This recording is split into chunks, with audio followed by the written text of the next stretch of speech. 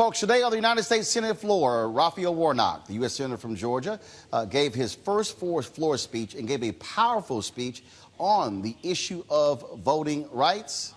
This is what he had to say. President. The Senator from Georgia.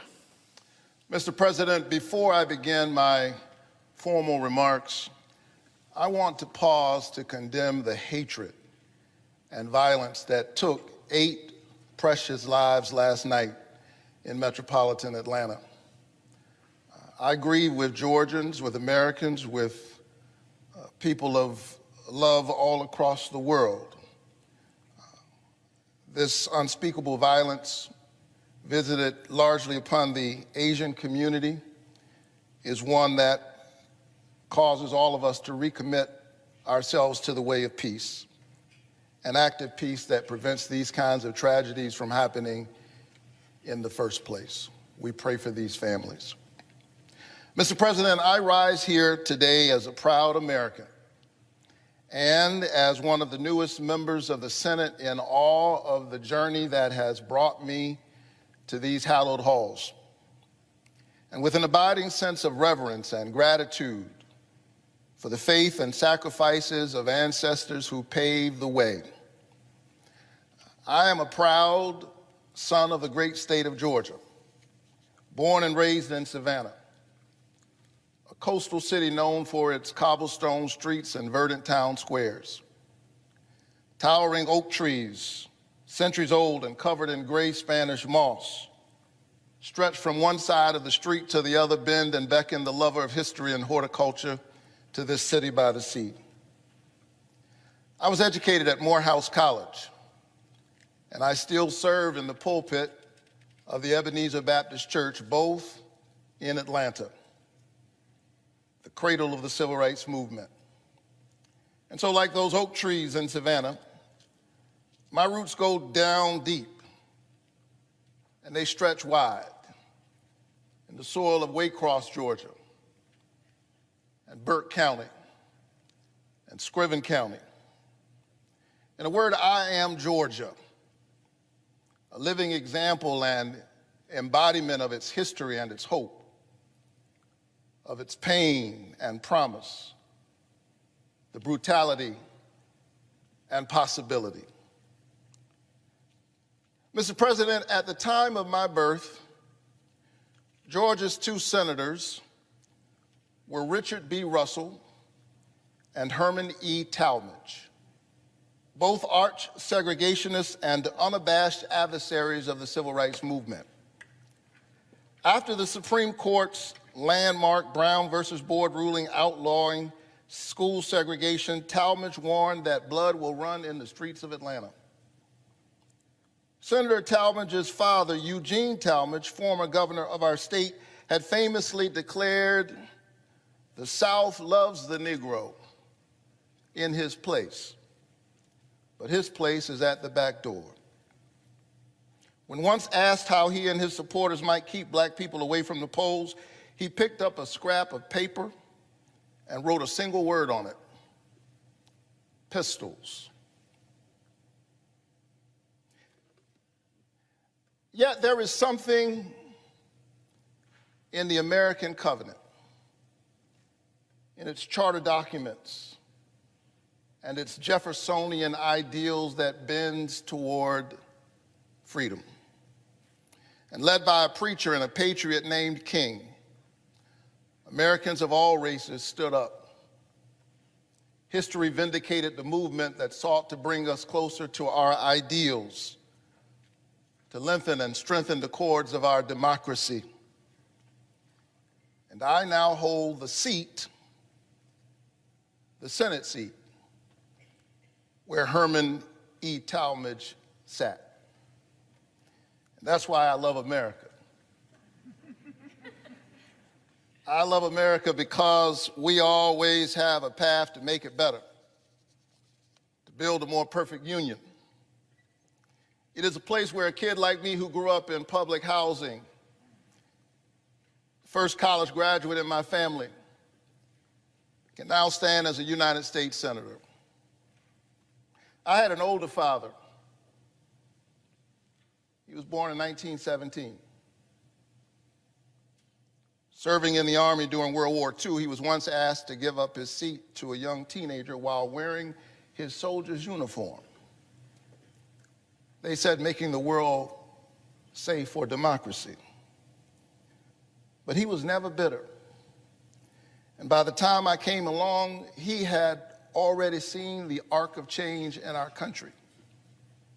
He maintained his faith in God and in his family and in the American promise, and he passed that faith on to his children. My mother grew up in Waycross, Georgia. You know where that is? It's way across Georgia. And like a lot of black teenagers in the 1950s, she spent her summers picking somebody else's tobacco and somebody else's cotton. But because this is America, the 82-year-old hands that used to pick somebody else's cotton went to the polls in January and picked her youngest son to be a United States Senator. Ours is a land where possibility is born of democracy, a vote, a voice, a chance to help determine the direction of the country and one's own destiny within it. Possibility born of democracy. That's why this past November and January, my mom and other citizens of Georgia grabbed hold of that possibility and turned out in record numbers, 5 million in November, 4.4 million in January, far more than ever in our state's history. Turnout for a typical runoff doubled. And the people of Georgia sent their first African-American senator and first Jewish senator, my brother John Ossoff, to these hallowed halls. But then what happened? Some politicians did not approve of the choice made by the majority of voters in a hard-fought election in which each side got the chance to make its case to the voters. And rather than adjusting their agenda, rather than changing their message, they are busy trying to change the rules.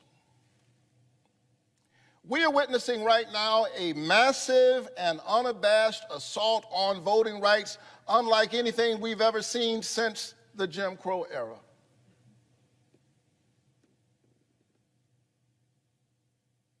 This is Jim Crow in new clothes.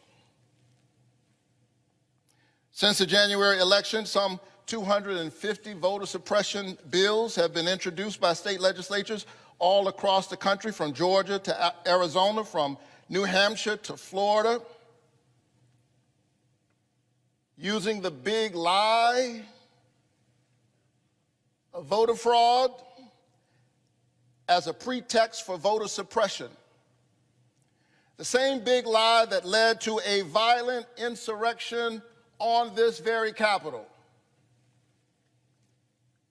the day after my election. Within 24 hours, we elected Georgia's first African-American Jewish senator, and hours later, the Capitol was assaulted. We see in just a few precious hours the tension very much alive in the soul of America. And the question before all of us at every moment is, what will we do to push us in the right direction? And so politicians driven by that big lie aim to severely limit and in some cases eliminate automatic and same-day voter registration, mail-in and absentee voting, and early voting and weekend voting. They want to make it easier to purge voters from the voting roll altogether. And as a voting rights activist, I've seen up close just how draconian these measures can be. I hail from a state that purged 200,000 voters from the roll one Saturday night, in the middle of the night. We know what's happening here. Some people don't want some people to vote.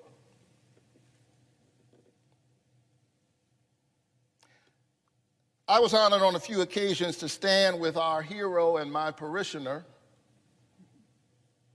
John Lewis. I was his pastor, but I'm clear he was my mentor. On more than one occasion, we boarded buses together after Sunday church services as part of our Souls to the Polls program, encouraging the Ebenezer Church family and communities of faith to participate in the democratic process. Now, just a few months after Congressman Lewis's death, there are those in the Georgia legislature, some who even dared to praise his name,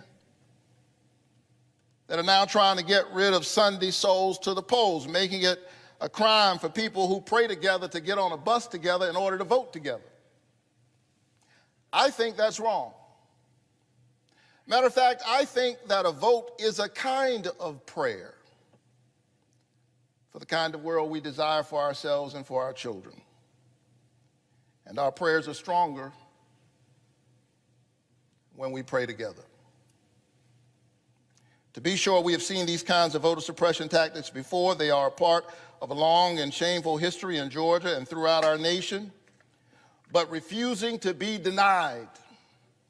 Georgia citizens and citizens across our country brave the heat and the cold and the rain, some standing in line for 5 hours, 6 hours, 10 hours, just to exercise their constitutional right to vote.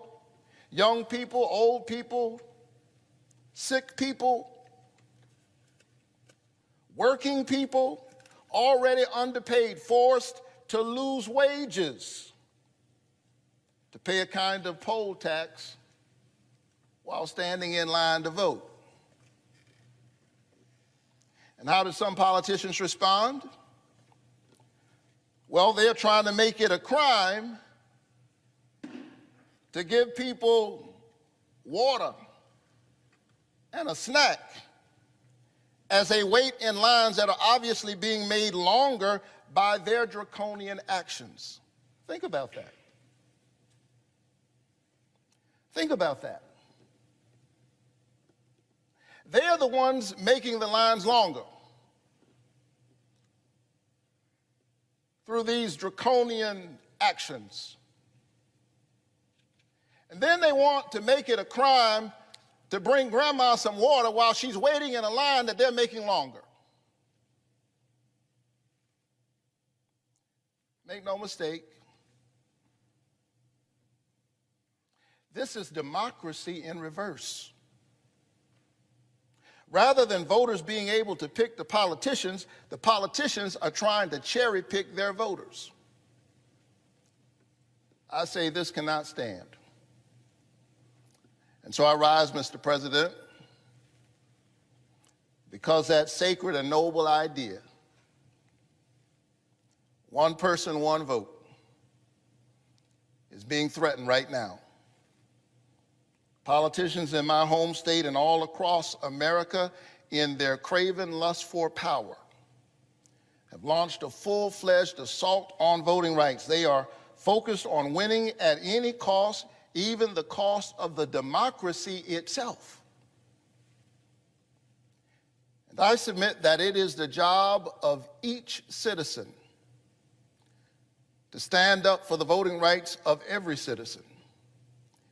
And it is the job of this body to do all that it can to defend the viability of our democracy. And that's why I am a proud co-sponsor of the For the People Act, which we introduced today. The For the People Act is a major step in the march toward our democratic ideals, making it easier, not harder, for eligible Americans to vote by instituting common sense pro-democracy reforms, like establishing national automatic voter registration for every eligible citizen, and allowing all Americans to register to vote online and on Election Day,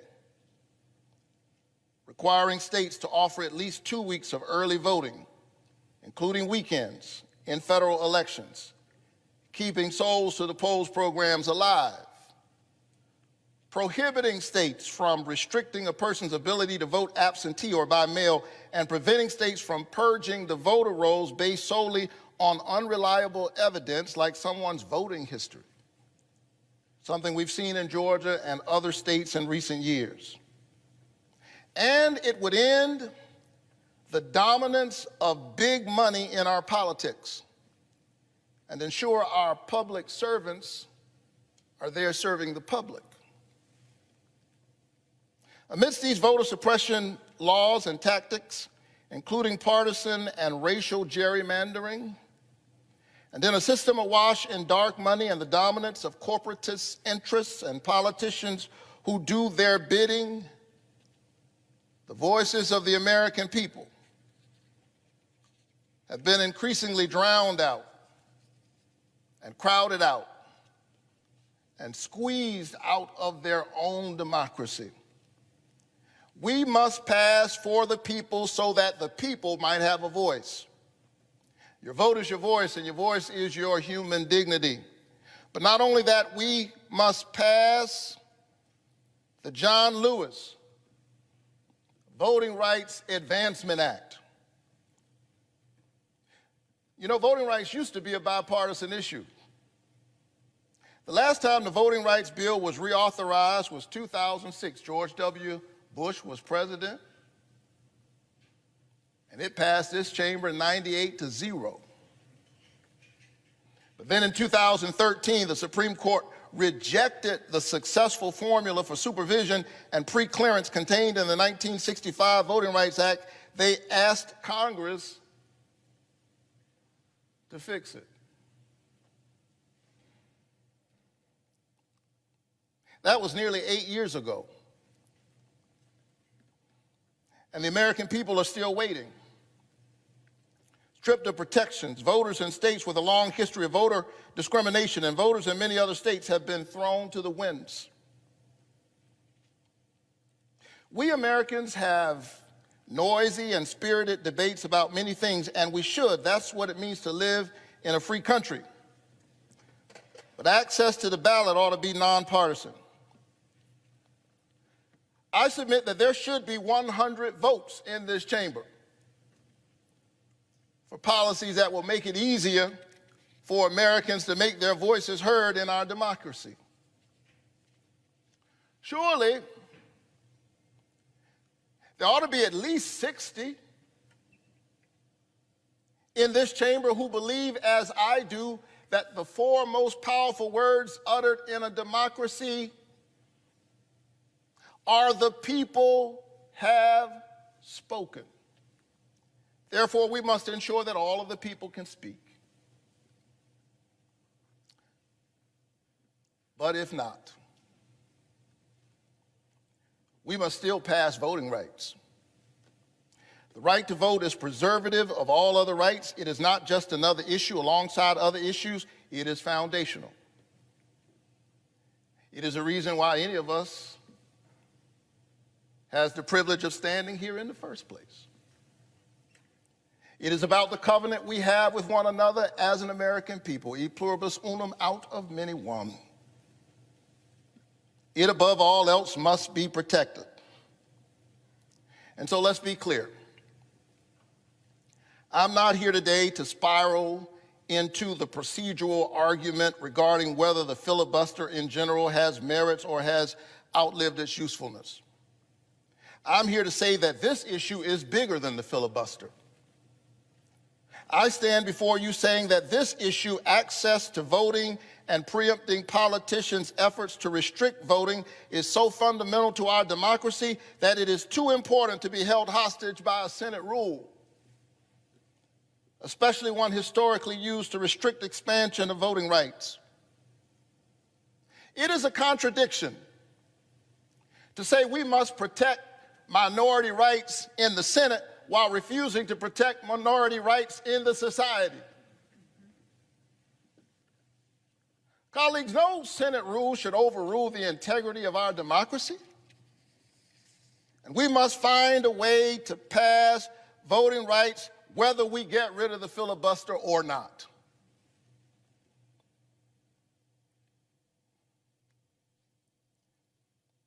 And so as I close, and nobody believes a preacher when he says as I close, let me say that I, as a man of faith, I believe that democracy is the political enactment of a spiritual idea. The sacred worth of all human beings. The notion that we all have within us a spark of the divine and a right to participate in the shaping of our destiny. Reinhold Niebuhr was right. Humanity's capacity for justice makes democracy possible, but humanity's inclination to injustice makes democracy necessary. John Lewis understood that and was beaten on a bridge defending it. Amelia Boynton, like so many women not mentioned nearly enough, was gassed on that same bridge. A white woman named Viola Luiso was killed. Medgar Evers was murdered in his own driveway. Schwerner, Cheney, and Goodman, two Jews and an African American standing up for that sacred idea of democracy, also paid the ultimate price. And we in this body would be stopped and stymied by partisan politics, short-term political gain, Senate procedure. I say let's get this done no matter what. I urge my colleagues to pass these two bills, strengthen and lengthen the cords of our democracy, secure our credibility as the premier voice for freedom-loving people and democratic movements all over the world, and win the future for all of our children. Mr. President, I yield the floor.